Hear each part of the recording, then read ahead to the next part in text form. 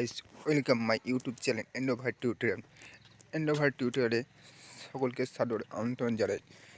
তোমাদের নেতাজি সুভাষ ওপেন ইউনিভার্সিটির এক্সাম খুব শীঘ্রই অনুষ্ঠিত হয়েছে। তোমাদের প্রিপারেশন নিশ্চয়ই খুব ভালোভাবেই করে রেখেছো।